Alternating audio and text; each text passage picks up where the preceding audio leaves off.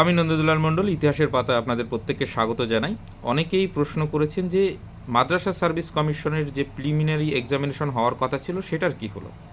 দেখুন, আজকে অফিসিয়ালি যে নোটিফিকেশনটা বেরিয়েছে সেখানে কিন্তু প্রিলিমিনারি এক্সামিনেশনের কোনো মেনশন নেই। সেই সঙ্গে বলা ছিল যে যদি অধিক সংখ্যক ক্যান্ডিডেট অ্যাপিয়ার করে তাহলে কিন্তু প্রিলিমিনারি এক্সামিনেশন হওয়ার কথা ছিল। কিন্তু দেখা যাচ্ছে যে নোটিফিকেশনে যে এক্সাম শিডিউল দেওয়া আছে সেখানে কিন্তু প্রিলিমিনারি এক্সামিনেশন মেনশনে নেই এবং আলাদা করে কোনো এক্সামিনেশন নেওয়ার কিন্তু টাইম শিডিউল নেই। অতএব এক প্রকার নিশ্চিত যে আলাদা করে কিন্তু প্রিলিমিনারি এক্সামিনেশন হচ্ছে না।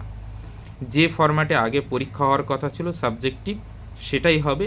টেট হবে প্রাইমারি এবং আপার প্রাইমারির জন্য, এবং 9, 10, 11, 12-এর যে সাবজেক্টের পরীক্ষা হওয়ার কথা ছিল সেটাই কিন্তু হচ্ছে।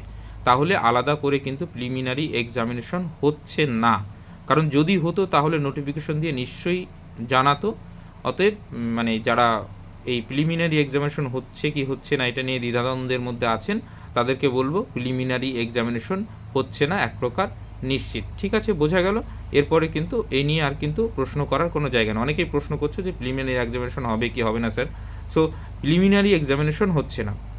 ঠিক আছে, তো সবাই ভালো করে প্রস্তুতি নাও। আর ঠান্ডাটা খুব পড়েছে, তো ঠান্ডাটা উপভোগ করো। তার উপর কলকাতায় বৃষ্টি হচ্ছে। আমরা একটু টি ব্রেক চলছিল, চা খাচ্ছিলাম, তার মাঝে আমি জানিয়ে দিলাম যে প্রিলিমিনারি এক্সামিনেশন কিন্তু হচ্ছে না।